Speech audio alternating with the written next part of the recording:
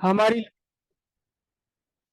बहुत सारे फिनोमिनन हैं जिनके पीछे एक कॉज है जिसे कहते हैं कैपिलैरिटी। कैपिलैरिटी कौन कौन से ऐसे हैं? आप सब अच्छी तरह जानते हैं इस बात को कि जब बारिश हुई 2-4 दिन, खेत में खूब बढ़िया पानी हो गया और फिर धूप निकलने लगी, तो तुरंत आपके फादर या जो भी खेती कर रहे हैं वो उसमें तुरंत ट्रैक्टर चला देते हैं। ट्रैक्टर चला देते हैं जहां 2 दिन 3 दिन 4 दिन लगातार बारिश हो रही, ठीक है, बढ़िया है। और फिर उसके बाद जहां 1 दिन 2 दिन धूप निकली लगातार कड़ाके की, वो तुरंत ट्रैक्टर चला देंगे उसके अंदर। क्योंकि अगर वो ट्रैक्टर नहीं चलाएंगे तो जो पानी खेत में आया है बारिश का, वो सब इवेपोरेट हो जाएगा, सूख जाएगा फिर से खेत। और जब ट्रैक्टर चलाकर ऊपर की मिट्टी को तोड़ दिया तो ऊपर की एक छोटी सी लेयर तो सूख जाएगी, कोई बात नहीं, लेकिन उसके नीचे मिट्टी जो की जो गीली बनी रहेगी। ये कैपिलैरिटी एक्शन कहलाता है। आप सब यूज करते हैं हैंकी और टॉवल, हमेशा कॉटन के ही है ये, हमेशा कॉटन के ही है ये वुलन नहीं बन सकते। आप जाड़ों में भी आपने टॉवल यूज करना है तो कॉटन का टॉवल यूज करेंगे, वुलन टॉवल यूज नहीं करेंगे, या कोई भी सिंथेटिक फाइबर का टॉवल यूज नहीं करेंगे। हम्म। बहुत साल पहले की बात है, आप में से कोई इस दुनिया में था भी नहीं। इतने साल पहले की बात है, इतने साल पहले की बात है कि आप में से कोई था भी नहीं, और प्रोबेबली आपके पेरेंट्स भी आपके जितने थे तो आपसे थोड़े से बड़े बच्चे रहे होंगे उस टाइम। तो पूरी दुनिया में एक चमत्कार हुआ था। आप पूछना अपने फादर से या दादाजी से, एक चमत्कार हुआ था पूरी दुनिया में एक साथ, कि भगवान जी की मूर्तियां मंदिर में दूध पीने लगी थी।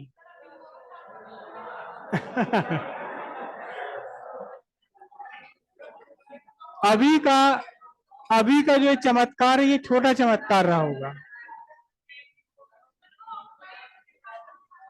लेकिन जो मैं उस समय की बात बता रहा हूं वो अक्रॉस द वर्ल्ड था। वो अक्रॉस द वर्ल्ड था, पूरा, पूरी दुनिया में था। न्यूज देखते थे कि आज यहां से खबर आई है, आज यहां से खबर आई है, और सब ऐसे ही होता था। कभी अगर घर पर ऐसा हो कि कपड़े धुल रहे हैं और बाल्टी में साबुन का पानी है पड़ा हुआ, और एक शर्ट या कुछ थोड़ा सा उसका पार्ट जो है बाल्टी से बाहर निकला रह गया, तो धीरे धीरे पूरी बाल्टी खाली हो जाती। करके देखना आप ये, करके देखना क्या, बाल्टी में आप पानी भरिए और हो सके तो एक कॉटन का टॉवल लीजिए, पानी में डुबो दीजिए, और फिर बाल्टी के किनारे पे से थोड़ा सा उसका इतना एक पार्ट 9-10 इंची का बाल्टी के बाहर निकाल दीजिए।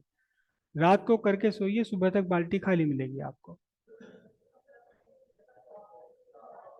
सब खाली मिल जाएगा। हम्म। टिश्यू पेपर भी आपका इसी फिनोमिनन पर काम करता है। टिश्यू पेपर आप हाथ में लेते हैं, तुरंत वो एब्जॉर्ब कर लेता है, जो भी हाथ में है आपके, पानी है जो भी लगा हुआ है, एकदम से वो एब्जॉर्ब कर लेता है। हम्म। आप एक ईंट को पानी में खड़ा कर दीजिए, ईंट को पानी में खड़ा कर दीजिए, थोड़े से पानी में, पूरी डूबनी नहीं, लेकिन 10-15 मिनट के बाद पता चलेगा पूरी ईंट भीग गई, पूरी ईंट गीली हो गई। तो ये कैपिलैरिटी है, ये फिनोमिनन क्या है? कैपिलैरिटी, कैपिलरी एक्शन इसे बोलते हैं। क्या है कैपिलैरिटी? कैपिलैरिटी, कैपिलरी एक्शन क्या है?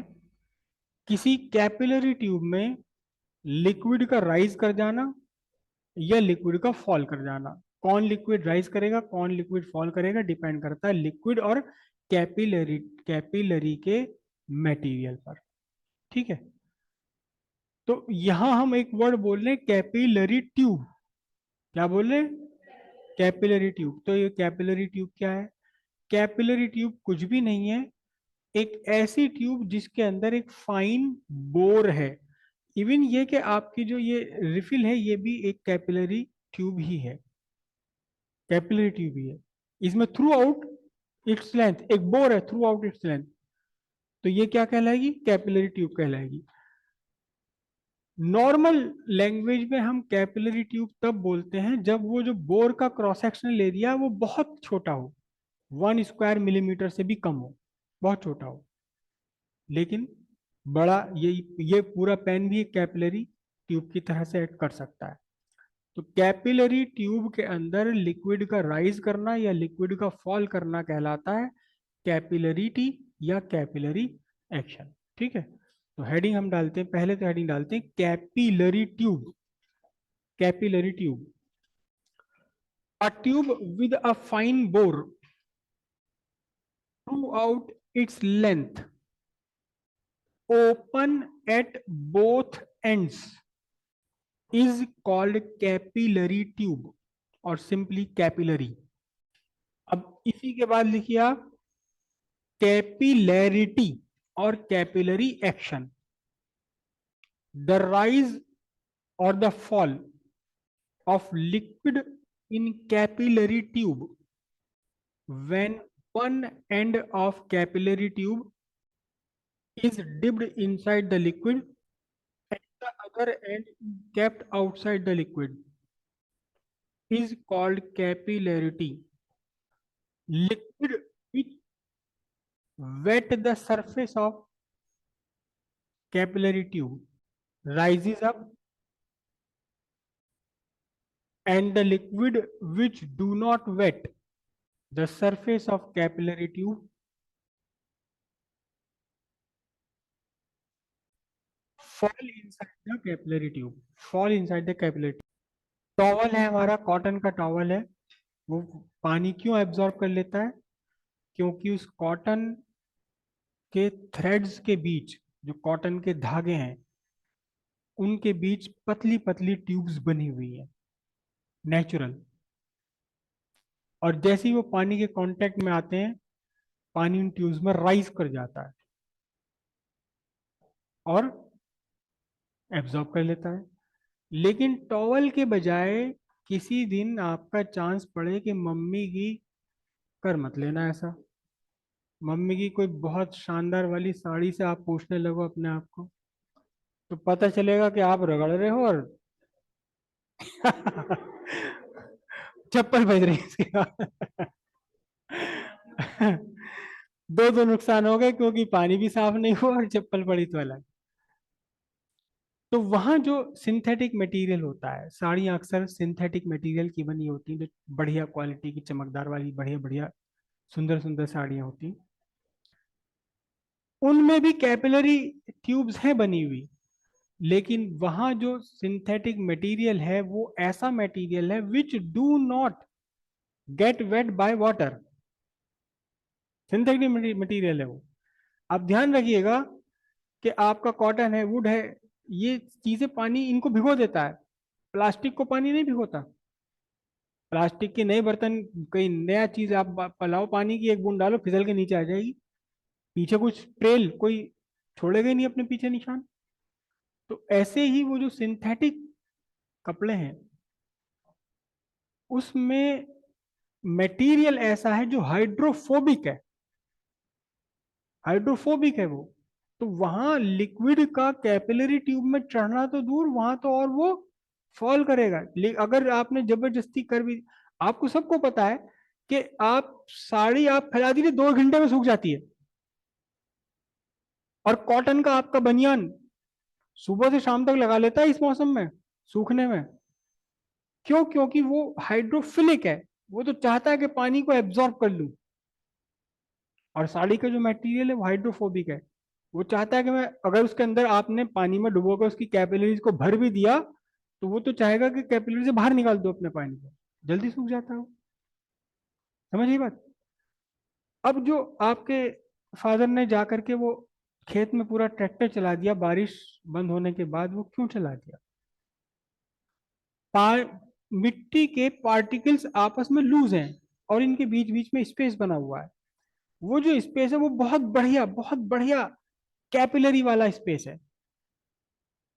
मिट्टी के पार्टिकल्स के बीच बीच में स्पेस जो बनता है वो कैपिलरी ट्यूब बन जाती है, और लंबी लंबी कैपिलरी ट्यूब बन जाती है, बहुत बड़ी कैपिलरी ट्यूब बन जाती है।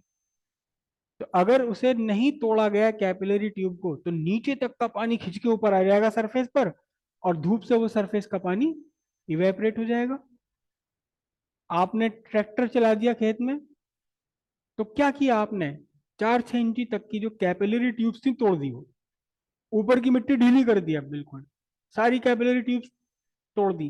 ठीक है, ऊपर की ढीली मिट्टी जल्दी सूख जाएगी, लेकिन उसके बाद नीचे आप खोद के देखो, जहां तक की मिट्टी टूटी हुई वहां तक तो सूख जाएगी, और जहां तक की मिट्टी नहीं टूटी हुई वो सब बिल्कुल गीली की गीली रहेगी, कई कई दिन बाद तक भी। कैपिलरिटी एक्शन है ये। हम्म इतने ऊंचे ऊंचे पेड़ होते हैं, उनकी चोटी तक पानी कैसे चढ़ जाता है? ये कैपिलरिटी एक्शन है। जहां लगी दोनों एक्शन है वहां इवेपोरेशन भी और कैपिलरिटी भी दोनों मिलकर के होते हैं, दोनों एक साथ काम करते हैं।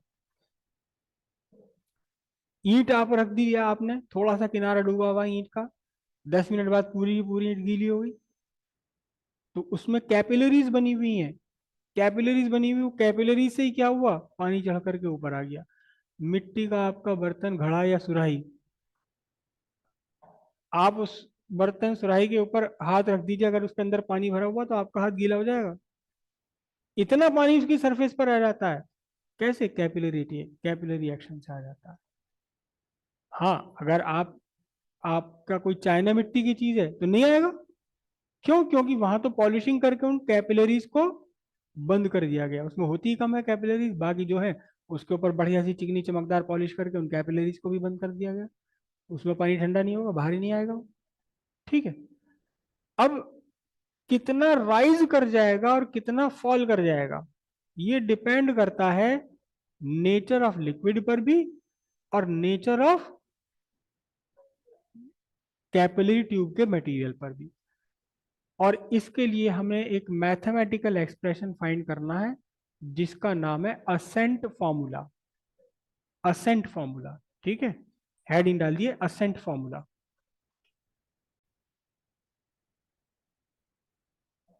Pressure at point D, 1 2 3 4 5 6। चलो पहले बायो बच्ची बताए।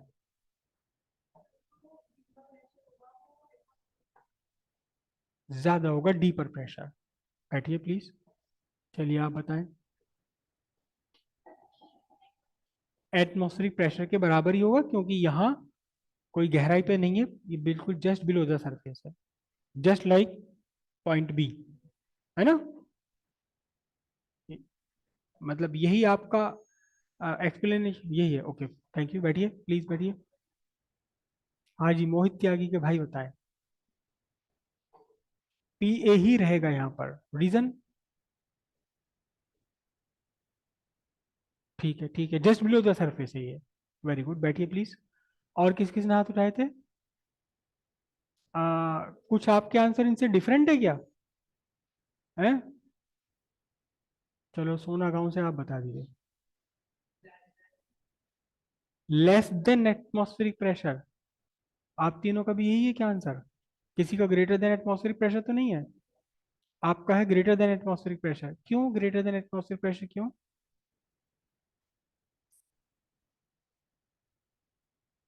देखिए, फिजिक्स में जब एक आंसर आप देते हैं, तो उस आंसर के पीछे का कॉज, फिनोमिनन आपको पता होना चाहिए, रीजन पता होना चाहिए।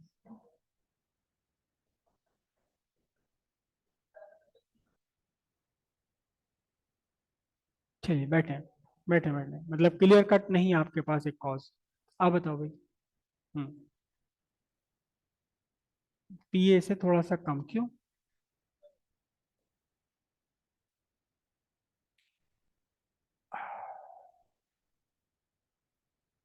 कुछ कुछ कुछ थोड़ा सा नजदीक है, बैठिए प्लीज। हाँ।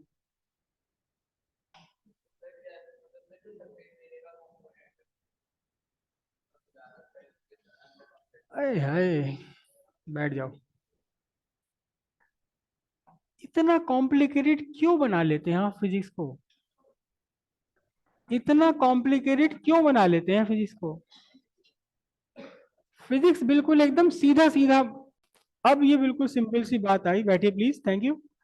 कि अगर आपका मेनिस्कस कर्व्ड है तो कॉनकेव वाली साइड में हमेशा है प्रेशर ज्यादा होता है, कॉन्वेक्स वाली साइड पर प्रेशर हमेशा कम होता है। चाहे मेनिस्कस की सरफेस कॉनकेव हो, चाहे मेनिस्कस की सरफेस कॉन्वेक्स, इससे कोई फर्क नहीं पड़ता। कॉनकेव वाली साइड पर हमेशा प्रेशर लार्जर है और कॉन्वेक्स वाली साइड पर प्रेशर हमेशा कम है। कितना कम है? कितना कम है? 2s/r, जो आपने बबल में निकाला था। जो आपने उसमें, सॉरी, ड्रॉप में निकाला था। ड्रॉप में excess pressure inside the drop कितना था? 2s/r। R is the radius. और वो जो प्रेशर आपने अंदर निकाला था वो कौन सी साइड में था? किस साइड में था मेनिस्कस के? कौन केव वाली साइड पर। भाई ये ड्रॉप है, ड्रॉप के अंदर आप प्रेशर निकाल रहे हो तो किस साइड पे निकाल रहे हो ये? कॉनकेव वाली साइड पर। कॉनकेव वाली साइड पर प्रेशर एक्सिस होना है। अगर बाहर एटमॉस्फेरिक प्रेशर है तो अंदर atmospheric pressure plus 2s/r। Correct. Concave side पर हमेशा एक्सिस होना है। कॉन्वेक्स साइड पर क्या होगा इससे हमें मतलब नहीं है, कॉनकेव साइड पर हमेशा एक्सिस होना है। अब यहां जो पॉइंट सी है, ये पॉइंट सी तो सीधे सीधे एटमॉस्फेयर में एक्सपोज्ड है, तो यहां तो कुछ कोई कोई स्कोप बचा ही नहीं। यहां तो प्रेशर कितना रहेगा? एटमॉस्फेरिक प्रेशर के इक्वल। लेकिन पॉइंट डी पर प्रेशर सी वाले प्रेशर से कम है। कितना कम है? 2s/r। या यूं कहिए कि डी पर जितना प्रेशर है उससे 2s/r एक्स्ट्रा है। किस साइड पर? सी साइड पर। लेकिन सी साइड पर तो एटमॉस्फेयर है, तो फिर डी पर इससे कम हुआ। कितना रहा? Pressure at D is equal to Ta - 2s/r। Correct. लेकिन अब एक और गड़बड़ हो रही है, अब एक और गड़बड़ हो रही है। अब एक और लॉ वायलेट हो रहा है नेचर का। याद रखिएगा, नेचर के जितने भी लॉ हैं उनमें से कभी कोई लॉ वायलेट नहीं होता। ये तो हो सकता है कि कोई एक फिनोमिनन डोमिनेट कर जाए।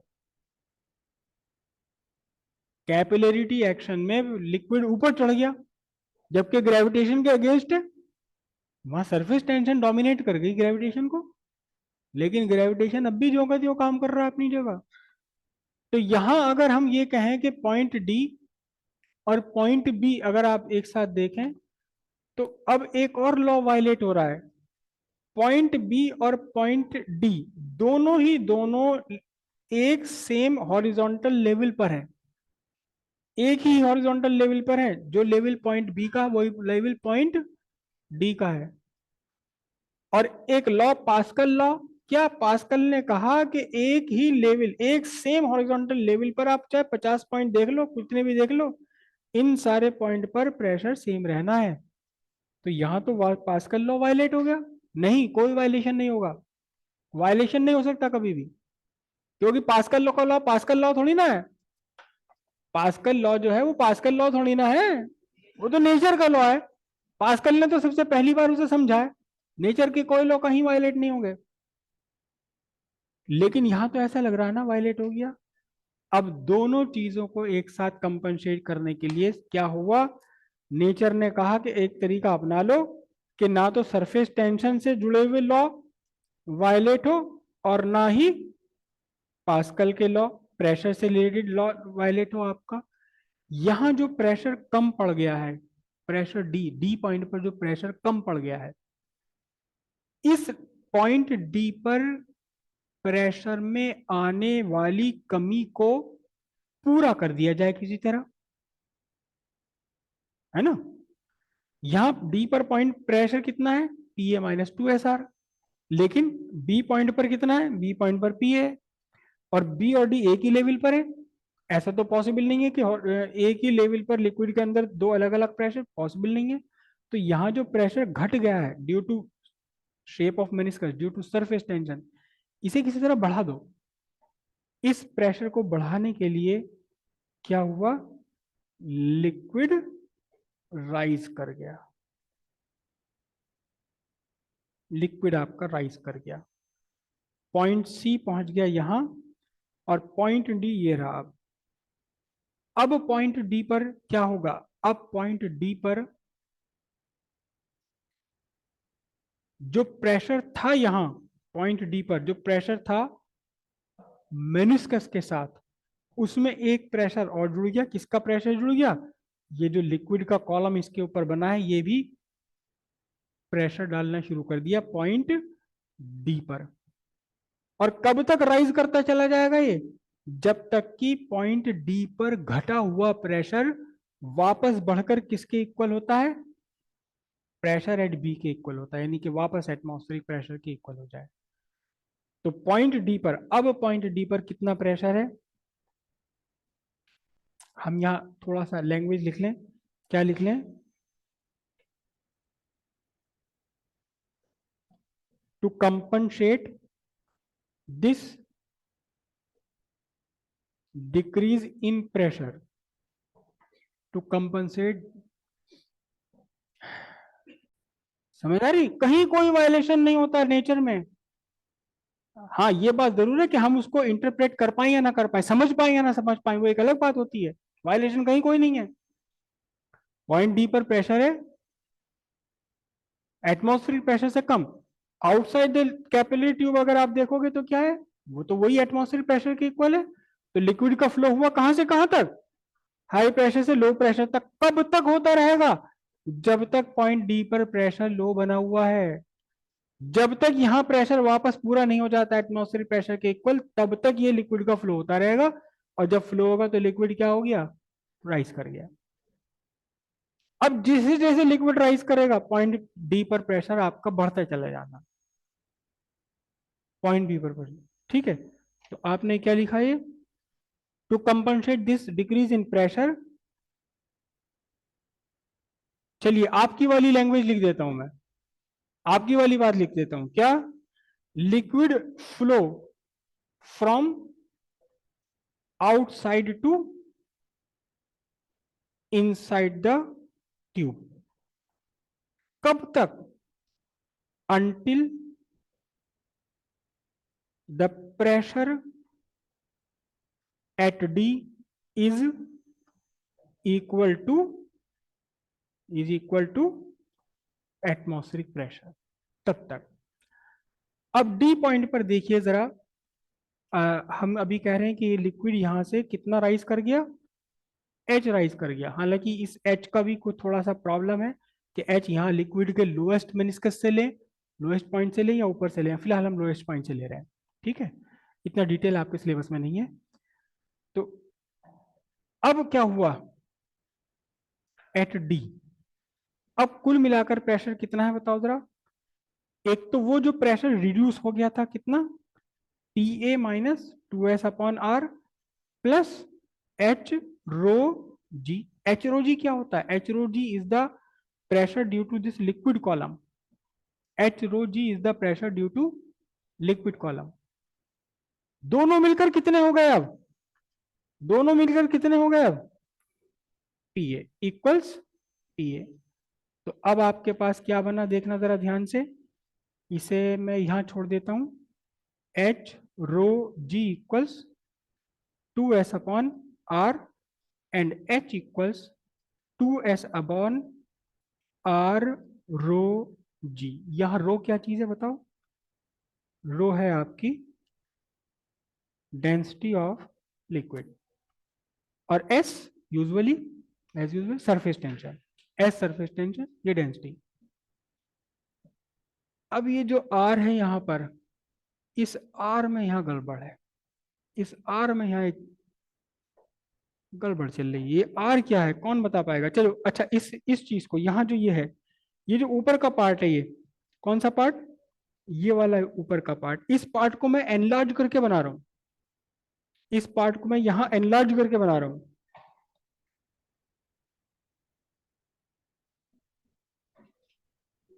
ये मैंने एनलार्ज करके बना लिया ऊपर का पार्ट, सिर्फ ऊपर का पार्ट।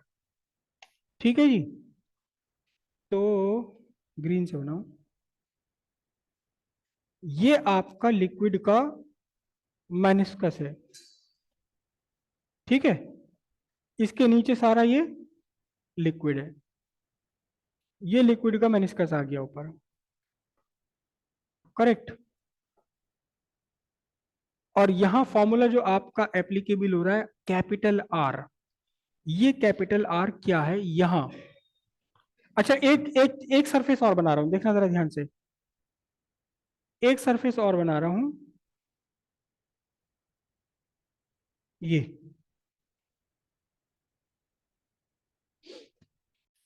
देखो ये कैमरा में दिखाऊंगा अभी, पहले यहां देख लो ना।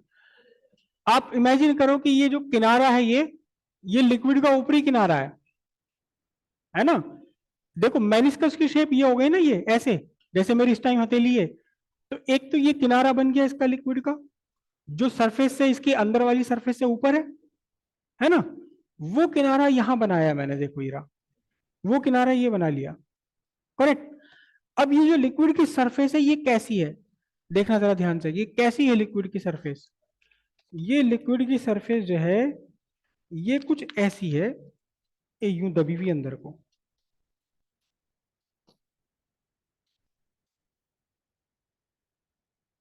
ये ऐसे दबी हुई, देखो ये जो लिक्विड का मेनिस्कस है।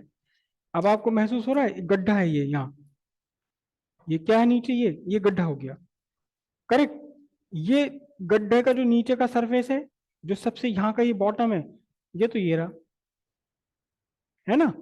और ऊपर का जो ये किनारा है, ये वाला ये किनारा, ये किनारा है जहां लिक्विड जहां तक चढ़ गया। ये गोल वाला किनारा कौन सा है, ये रहा आपका किनारा। समझ आ गया, प्याले जैसा स्ट्रक्चर है। ये प्याले का ऊपर का किनारा है और ये प्याला अंदर को दबा हुआ है। करेक्ट। अब यहां हमने एक फॉर्मूला लगाया है, कौन सा फॉर्मूला हमने फाइंड करा, H equals to S upon are rho G. तो ये आर क्या है इस स्ट्रक्चर में, इस डायग्राम में आर क्या है बताओ, कौन सी रेडियस है। अब देखना जरा ध्यान से रेडियस। अब एक मिनट ध्यान से देखना, ये जो कैप है ये कैपिलरी ट्यूब है, ये कैप कैपिलरी ट्यूब है। तो क्या ये कैपिलरी ट्यूब की रेडियस है, क्या ये कैपिलरी ट्यूब की रेडियस है, नहीं, ये मेनिस्कस की रेडियस है। इस इस स्फीयर को आप पूरा करो, स्फीयर को अगर आप पूरा करेंगे तो ये स्फीयर की रेडियस है ये। जैसे इमेजिन करो कि मैंने एक बॉल रखकर इसे यहां दबा दिया, मैंने इस कैप के ऊपर पेपर और पेपर के ऊपर बॉल रखी, बॉल रखकर इसे मैंने दबा दिया तो अंदर को दब गया है सरफेस। तो वो जो बॉल है उस बॉल की रेडियस है ये कैपिटल आर। यानी कि इस मेनिस्कस का स्फीयर जब आप पूरा करेंगे, इस मेनिस्कस का जो स्फीयर आप पूरा करेंगे, ये इस स्फीयर का ये सेंटर और ये है आपके पास कैपिटल आर। ठीक है, यहां इस फॉर्मूले में कैपिटल आर आपके पास है radius of meniscus curvature, radius of meniscus. लेकिन अगर मैं इसका सेंटर पॉइंट यहां ले लूं, कौन सा सेंटर पॉइंट हो गया देखना, ये जो किनारा है, कप का जो किनारा है, इस किनारे से लेके यहाँ हवा में बीचों बीच एक पॉइंट इमेजिन करो जहां इस टाइम मेरा ये है। तो ये क्या बन जाएगी बताओ, ये रेडियस ऑफ ट्यूब बन जाएगी। तो ये आपकी बनी क्या चीज, this is the radius of tube R. Correct. अब हमें इस कैपिटल आर को स्मॉल आर के टर्म्स में सब्स्टिट्यूट करना है, कैपिटल आर को स्मॉल आर के टर्म्स में सब्स्टिट्यूट करना है। सिंपल है बिल्कुल। ये मैंने एक ट्रायंगल पूरा कर लिया, ये पॉइंट है आपका, नाम डाल देता हूँ, इस पॉइंट का नाम डाल देता हूँ ए, इस पॉइंट का नाम डाल देता हूँ, नहीं ए तो हमने पहले ही रखा था, हाँ पी लिख देते हैं, चलो पी भी नहीं, पी तो प्रेशर से यूज कर रखा है, एक्स लिख दिया। ये y है, ये z है। ठीक है, अब ये आपका मेनिस्कस है। मेनिस्कस पर एक टेंजेंट ड्रॉ कर ली into the liquid. Point of contact पर एक लाइन ड्रॉ करी into the liquid along the surface of solid. इन दोनों के बीच बना हुआ एंगल थीटा क्या है? ये इन दोनों के बीच बना हुआ एंगल थीटा क्या है? Theta is equal to what? Angle of contact. Correct. अब ध्यान से देखना जरा, देखो आपकी लाइन एक्स वाई और ये वाली लाइन एक दूसरे के परपेंडिकुलर है, तो ये कितना एंगल बचा? 90 माइनस थीटा। उसके बाद आप ये देखें रेडियस और ये जो आपने टेंजेंट ड्रॉ करी है, ये दोनों भी तो एक दूसरे के परपेंडिकुलर है। इन परपेंडिकुलर में से एक एंगल ये आपका 90 माइनस थीटा, तो ये बचा हुआ एंगल क्या बनेगा आपका? ये एंगल आपका बन जाएगा थीटा। ठीक है, तो अब कुछ भी नहीं बचा। अब आप ले लीजिए in triangle X Y Z, in triangle X Y Z cos theta लगा लो यहां पर। कॉस थीटा क्या बनेगा बोलो? Cos theta base upon hypotenuse. Base कितना है? Small R. हाइपोटेन्यूज कितना है? Capital R. तो अब आपका कैपिटल आर क्या बन गया? कैपिटल आर आपका बन गया small are by cos theta. और ये यहां आप सब्स्टिट्यूट कर दीजिए। किस फॉर्मूले के अंदर सब्स्टिट्यूट कर दीजिए? H is equal to 2s upon are rho g में r सब्स्टिट्यूट कर दीजिए कितना? Small are by cos theta. तो H इज इक्वल टू क्या बनेगा? 2s cos theta by r rho g metre. ये फॉर्मूला कहलाता है आपका सेंट फॉर्मूला, है ना। अब यहां से एक चीज और निकल कर आती है, क्या? For liquid that wet the surface theta less than 90 degree, तो फिर cos theta is positive. Cos theta positive है तो एच इज पॉजिटिव, इसका मतलब क्या हो गया? Rise of liquid. फिर for liquid that do not wet the surface of solid theta greater than 90 degree, तो फिर कॉस थीटा की वैल्यू सेकंड क्वाड्रेंट में कितनी है? निगेटिव। जब ये निगेटिव है तो एच क्या है? H is negative. इसका मतलब एच हाइट क्या होगी? फॉल हो जाएगा, राइज के बजाय और क्या होगा? ये नीचे दब जाएगा। किस किस के लिए? मरकरी और ग्लास पेयर के लिए। लिक्विड मरकर ग्लास और वाटर के लिए तो angle of contact less than 90 degree होता है, राइज कर जाएगा। और मरकरी और ग्लास के लिए angle of contact greater than 90 degree होता है, तो मरकरी अगर आपने डुबो दी तो ये और मरकरी, मरकरी में अगर आपने कैपिलरी ट्यूब डुबो दी तो फिर कैपिलरी ट्यूब के अंदर जो लिक्विड का लेवल यानी मरकरी का लेवल है वो बाहर वाले लेवल से भी नीचे चला जाएगा। ठीक है।